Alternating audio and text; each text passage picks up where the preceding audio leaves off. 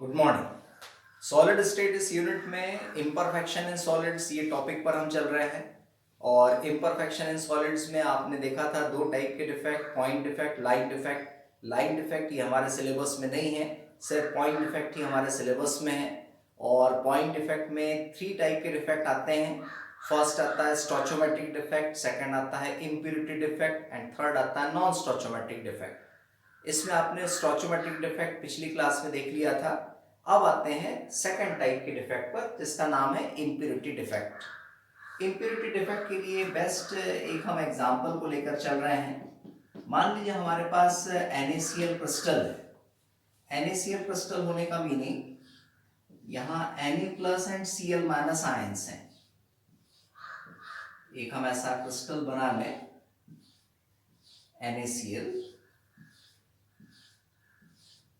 और यहाँ Na plus है, Cl minus, Na plus, Cl minus, Na plus, Cl minus, Na plus, Cl minus, Na plus, Cl minus, Na plus, Cl minus, Na plus, Cl minus, Na plus and Cl minus.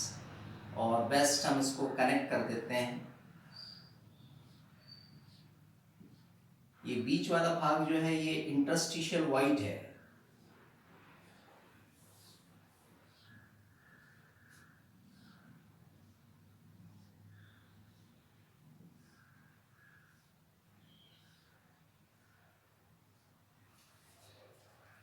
ये जो हमारा NaCl crystal है, इस NaCl crystal में हम SrCl2 इसकी impurity add कर रहे हैं। तो इसमें देखिए Cl minus Cl minus common है, बट यहाँ Na प्लस है तो यहाँ पर Sr2 प्लस है, स्ट्रोंशियम आयन। तो ये जो 1 स्ट्रोंशियम आयन है ये 2 Na प्लस आयन को डिस्प्लेस करता है। 1 strontium ion 2 Na plus ion को डिस्प्लेस करता है। क्यों? क्योंकि Sr के पास है 2 प्लस चार्ज और Na के पास है सिंगल प्लस चार्ज, और 2 Na के पास है 2 प्लस चार्ज, तो एक Sr2 plus 2 Na plus ion को डिस्प्लेस करेगा। जैसे मान लीजिए इस पर्टिकुलर क्रिस्टल में 1 Sr2 प्लस आयन आ रहा है। 1 Sr2 प्लस आयन यदि यहाँ से आएगा तो यहाँ से एक Na प्लस अलग हो जाएगा, यहाँ से एक दूसरा Na प्लस अलग हो जाएगा। इसका मतलब 2 प्लस की न्यूट्रलिटी मेंटेन हो गई। एक प्लस पर Sr2 प्लस आ जाएगा और एक प्लेस पर वैकेंसी आ जाएगी। ये जो वैकेंसी है, इस वैकेंसी को हम बोलेंगे कैटायन वैकेंसी। अब यहीं से एक रिजल्ट निकलकर सामने आता है, जितने Sr2 प्लस आयन यहाँ पर इंट्रोड्यूस होंगे उतने ही कैटायन वैकेंसी डेवलप हो जाएगी। जैसे मान लीजिए 1 Sr2 प्लस आयन यहाँ इंट्रोड्यूस हुआ तो 1 कैटायनिक वैकेंसी डेवलप हो गई। मान लीजिए 2 Sr2 प्लस आयन आएंगे तो 2 कैटायनिक वैकेंसी बनेगी। तो जितने Sr2 प्लस आएंगे उतनी ही कैटायनिक वैकेंसी बनती जाएगी। इस तरह के डिफेक्ट को हम बोलते हैं इम्प्योरिटी डिफेक्ट।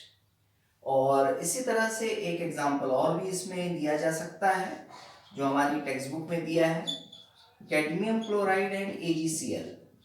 मतलब ये जो हमारा AgCl क्रिस्टल है, इसमें यदि हम कैडमियम क्लोराइड की इम्प्योरिटी को ऐड कर दें तब भी हमारा क्या बनेगा? इम्प्योरिटी डिफेक्ट बनेगा। इसी इम्प्योरिटी डिफेक्ट से रिलेटेड एक्सरसाइज में एक न्यूमेरिकल है, उस न्यूमेरिकल को भी हम देख लेते हैं, फिर आगे नेक्स्ट डिफेक्ट पे जाएंगे। तो टेक्स्ट बुक में एक्सरसाइज, और एक्सरसाइज का क्वेश्चन 1.25। क्वेश्चन क्या कह रहा है? If NaCl is doped with 10 to the power minus 3 mole percent of SrCl2, मतलब NaCl और SrCl2 का ही कॉम्बिनेशन है, what is the concentration of cation vacancy? आपको कैटायन वैकेंसी की कॉन्सेंट्रेशन फाइंड करना है। कॉन्सेंट्रेशन ऑफ कैटायन वैकेंसीज ये आपको फाइंड करना है। और क्वेश्चन में दिया है 10 to the power minus 3 mole percent of SrCl2। इसका मीनिंग क्या है? इसका मीनिंग ये है कि 100 moles of NaCl doped with, क्योंकि परसेंट बोला है तो NaCl के 100 मोल्स होंगे, doped with 10⁻³ moles of SrCl2, मतलब 100 मोल्स में 10⁻³ मोल्स SrCl2 की इम्प्योरिटी ऐड हुई है। Therefore 1 mole of NaCl is doped with 10⁻³ divided by 100 moles of SrCl2, और उसको सॉल्व करें तो ये आएगा 10⁻⁵ मोल्स ऑफ SrCl2, मतलब SrCl2 के 10⁻⁵ मोल्स हो गए, या इनडायरेक्टली हम बोले 10⁻⁵ मोल्स ऑफ Sr2 आयन, मतलब Sr2 आयन के 10⁻⁵ मोल्स हैं। 1 Sr2, अभी थोड़ी देर पहले आपने देखा था 1 Sr2 1 कैटायन वैकेंसी को इंट्रोड्यूस करता है। 1 Sr2 ion introduces 1 cation vacancy. Therefore 10⁻⁵ mole of Sr2 ion introduces 10⁻⁵ cation vacancy.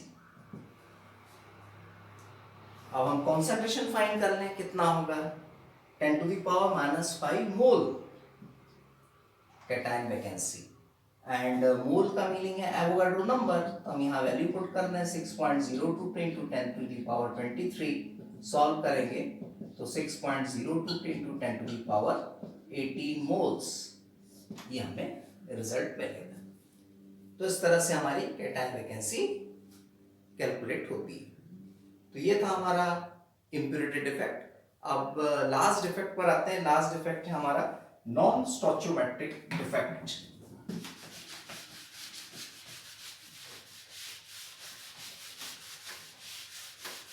और नॉन स्टोइचियोमेट्रिक कंपाउंड हम पहले भी डिस्कस कर चुके थे। नॉन स्टोइचियोमेट्रिक डिफेक्ट, और इसमें दो टाइप के डिफेक्ट होते हैं। फर्स्ट, मेटल एक्सेस डिफेक्ट,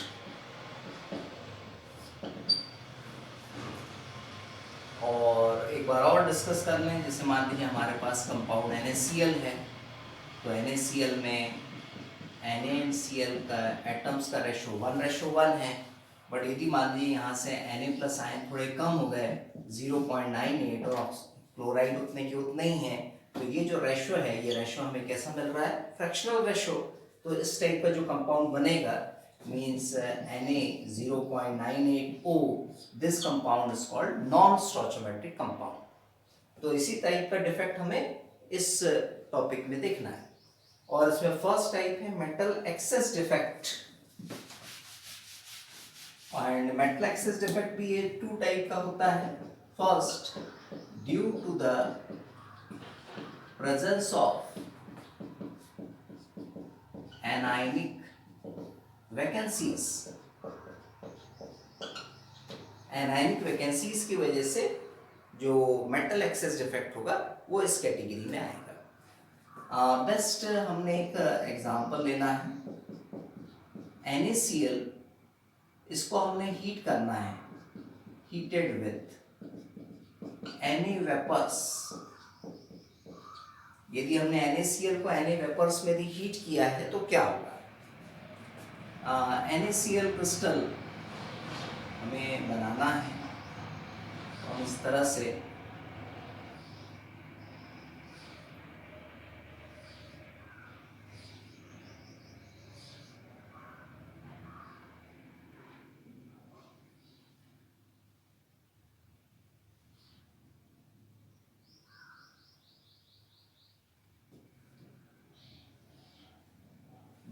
बना सकते हैं।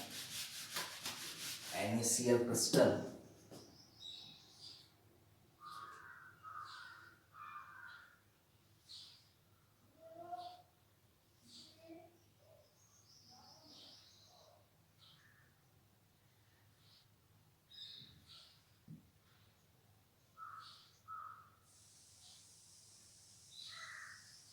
ये हमारा NaCl क्रिस्टल है। इस NaCl क्रिस्टल में Cl minus Na plus Cl minus Na plus Cl minus Na plus Cl minus Na plus Cl minus Na plus Cl minus Na plus, ये भी हमारा Na प्लस है और ये Cl माइनस। जिस कंटेनर में हमने NaCl क्रिस्टल को रखा है उसके साथ सोडियम वेपर्स भी है, तो ये सोडियम वेपर्स इस Cl माइनस के कांटेक्ट में आती है और Cl माइनस के कांटेक्ट में आने के बाद NaCl कंपाउंड बना देती है। तो NaCl कंपाउंड जब बना लेगा तो यहाँ से Cl ये रिमूव हो जाएगा, बट ये वैकेंसी क्रिएट होगी। इस वैकेंसी को हम बोलेंगे एनायनिक वैकेंसी। ये एनायनिक वैकेंसी है, बट इस एनायनिक वैकेंसी में 1 इलेक्ट्रॉन बचा रहेगा जो Cl माइनस देकर जाएगा। तो ये जो हमारे पास सेंटर आता है, this centre is called F centre. इस सेंटर को F सेंटर कहा जाता है। F actually full form for बेन जेंटर ये होता है। फार्बेजेंटर एक्चुअली ये एक जर्मन वर्ड है और इसका मीनिंग होता है कलर सेंटर। ये कलर सेंटर को रिप्रेजेंट करता है, मतलब इस पूरे क्रिस्टल का जो कलर सेंटर है वो F सेंटर है। और इस F सेंटर की वजह से ये जो NaCl क्रिस्टल है इसका कलर हमें येलो मिल रहा है। तो ऐसा क्वेश्चन भी आता है 1 मार्क में कि NaCl क्रिस्टल को जब हम सोडियम वेपर के साथ हीट करेंगे तो येलो कलर हमें मिलता है। Reason due to the formation of F centre. F centre की वजह से ये येलो कलर आता है। इसमें हम दूसरा एग्जांपल भी ले सकते हैं। KCl shows violet color, NaCl shows pink color, और इन सभी के लिए रीजन हमें F सेंटर ही देना है। सबके रीजन एक जैसे ही होंगे, F सेंटर। अब यहाँ एक चीज और थोड़ी कंफर्म कर लें हम, ये मेटल एक्सेस डिफेक्ट कैसे हो गया। यदि हम इस पर्टिकुलर क्रिस्टल की बात करें, इस क्रिस्टल में पहले मान लीजिए Na प्लस आयन 10 थे और Cl माइनस आयन भी 10 थे। यहाँ से हमने एक Cl माइनस को अलग कर लिया, एक Cl माइनस अलग कर दिया तो Cl माइनस हो गए 9, बट Na प्लस अभी भी 10 है। 9 और 10 को कंपेयर करें तो 10 ज़्यादा होता है। 10 हमारा मेटल है, इसलिए डिफेक्ट हमारा होगा मेटल एक्सेस डिफेक्ट। और किसकी वजह से? एनायनिक वैकेंसी की वजह से। तो इस कैटेगरी में हमें इस टाइप से F सेंटर को कंफर्म करना है। अब मेटल एक्सेस डिफेक्ट में ही सेकंड पॉइंट पर आ रहे हैं या सेकंड टाइप पर आ रहे हैं मेटल एक्सेस में।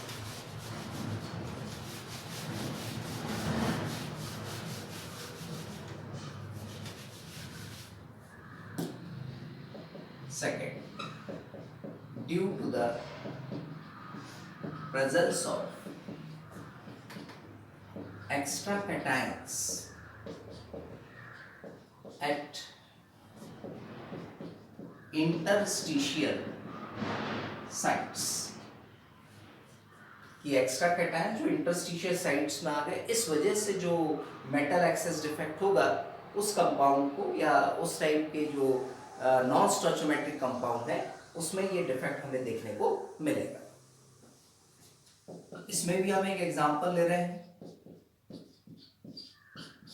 ZnO zinc oxide white colour का होता है।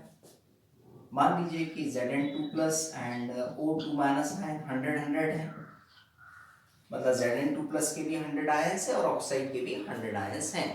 मतलब यहाँ ये कंपाउंड स्टोइचोमेट्रिक है क्योंकि ratio simple whole number ratio में आ रहा है।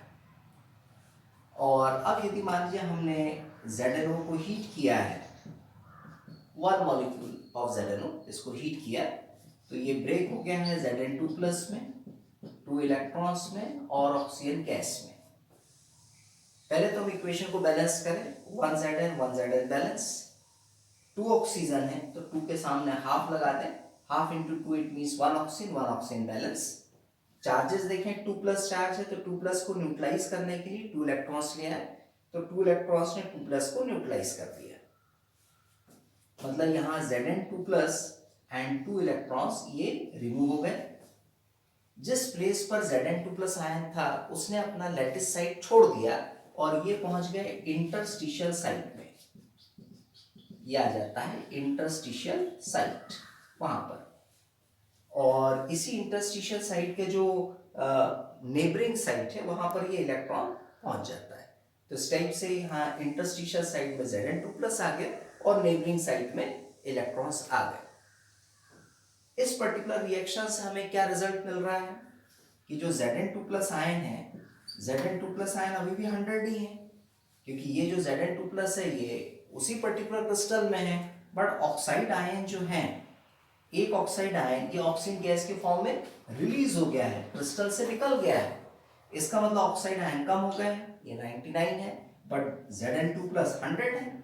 99 के कंपैरिजन में 100 ज्यादा होता है और Zn2 प्लस हमारा मेटल है, इसलिए इस डिफेक्ट को बोलते हैं हम मेटल एक्सेस डिफेक्ट। और किस वजह से हुआ? Due to the presence of extra cations. इस एक्स्ट्रा कैटायंस की वजह से जो कहां पे प्रेजेंट है, इंटरस्टिशियल साइट पे प्रेजेंट है।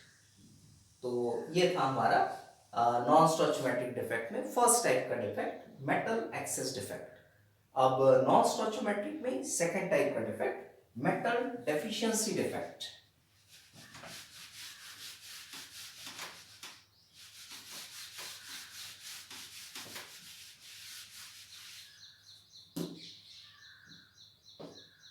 Metal deficiency defect. बेस्ट हमारे पास एग्जांपल है फेरस ऑक्साइड। फेरस ऑक्साइड का मतलब है यहाँ Fe2 प्लस आयन है और ऑक्साइड आयन। अब ये कंपाउंड स्टोइचोमेट्रिक है, मतलब Fe2 प्लस के 100 आयन है और ऑक्साइड के भी 100 आयन है, सिंपल होल नंबर रेशो में है ये। Due to atmospheric oxidation, crystal में जब एटमॉस्फेरिक ऑक्सीडेशन होता है तो Fe2 प्लस के कुछ आयंस ये Fe3 प्लस में ऑक्सीडाइज्ड हो जाते हैं। मान लीजिए कि इसके 2 आयंस ये ऑक्सीडाइज हो गए Fe3 प्लस में, तो यहाँ Fe2 प्लस के आयंस रह गए 98, बट ऑक्साइड आयन अभी भी कितने हैं, 100। तो अब ये जो रेशो है हमारे पास Fe और O के बीच का, ये 0.98 एंड 1 हो गया। सो कंपाउंड हो गया हमारा नॉन स्टोइचोमेट्रिक। और 1 के कंपैरिजन में 0.98 ये वैल्यू कम होती है। कम होने का मतलब ये जो मेटल है ये डेफिशिएंसी में आ गया है, इसलिए इस डिफेक्ट को बोलते हैं हम मेटल डेफिशिएंसी डिफेक्ट। और यहाँ हम रीजन क्या बता रहे हैं, due to atmospheric oxidation Fe2 plus ferrous ion automatically ferric ion में ऑक्सीडाइज्ड हो जाता है, इसीलिए इस टाइप का डिफेक्ट क्रिएट होता है। तो ये सारे थे हमारे defects in solids. Thank you.